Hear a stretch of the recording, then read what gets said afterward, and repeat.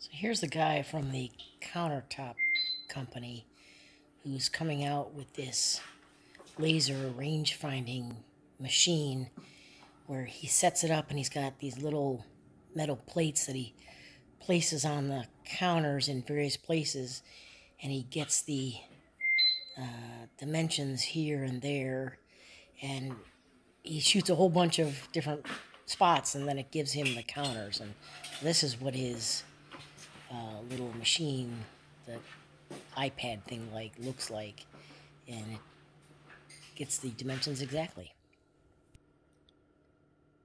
I just capture a little bit of a before. I'm going to put some wainscoting up. I've already started to remove baseboard. So I've got a different, just a 1x8 baseboard, and then some 1x3s, which are going to go vertical. And then there'll be a 1x3 cap and a 1x2 chair rail on top of that. And I think it's going to be around 5 feet tall, and it'll wrap all the way around this. So I have to wait for this portion of it until this countertop comes in. So might be a while. But this is before video, and we'll see what it looks like with and after. So this back wall that I'm working on here, it's just going to be a series of squares. So below that 1x3 right there will be 5 squares, and then 10 squares above it. So you're going to see me install, kind of marking out. I've determined that it's going to be 15.3 inches wide for these squares, and they're going to vary from the bottom ones to the top a little bit, because that 5 foot 1x3 that kind of goes around the whole room, I wanted that to tie into this backing here. So these top ones I had to take a couple back and cut again. Didn't quite fit, but otherwise it's coming real well.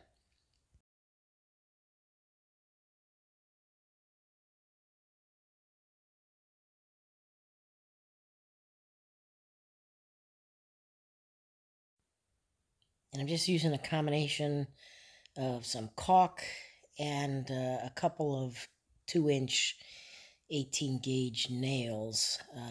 And because the wall's not flat, I'm using some shims to keep the joints flush. And then I'll fill all these behind these things with caulk again. It gets painted and it looks pretty seamless.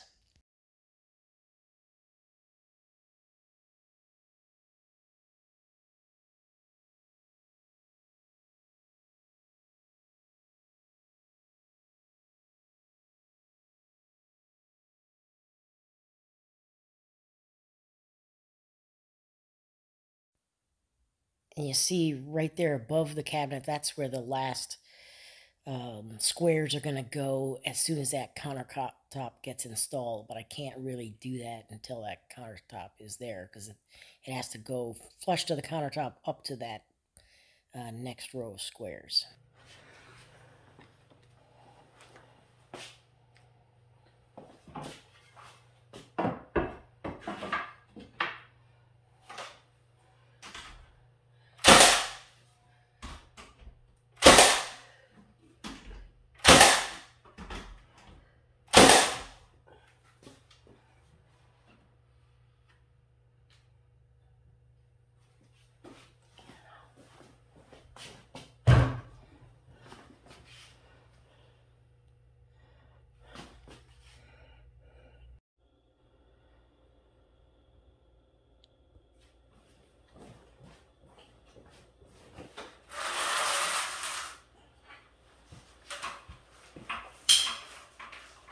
So the bottom half of this is going to get painted white and is going to be considered a trim detail.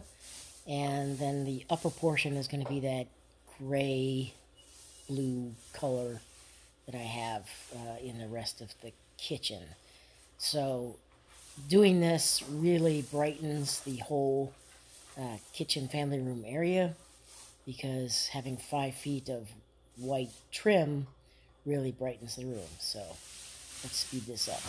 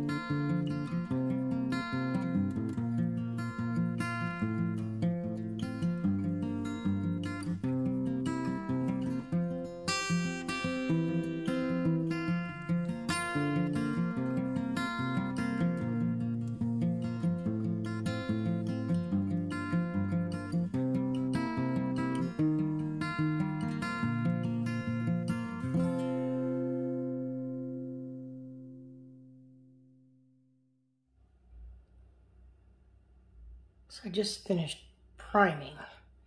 One more layer after this, and I can't finish the molding here until I get that countertop in. So still got pieces to go all along here, and then the vertical ones on this end.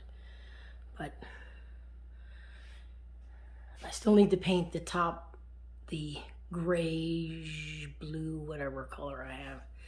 And the same thing on this ceiling here. And over here. And I need to replace the trim, base trim molding with the 1x8 that I have. But it's coming along.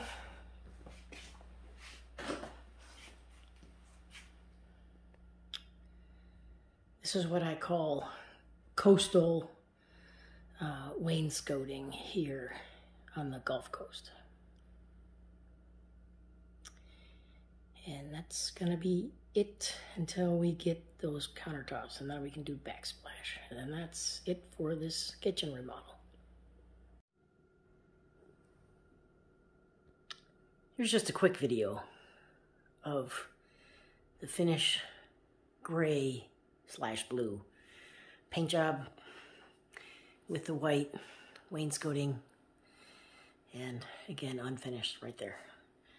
But I really like how bright this is, and in case you're interested, I'll come in here to the kitchen area and I'll show you the tile that I've chosen. Turn on these under cabinet lights and these other lights. This is the tile that I've chosen for the backsplash. Not because it's necessarily practical, but because I've always wanted to have a basket weave. So this is probably the last time I'm going to do something like this in my house. So this is what I'm going to have. That's it.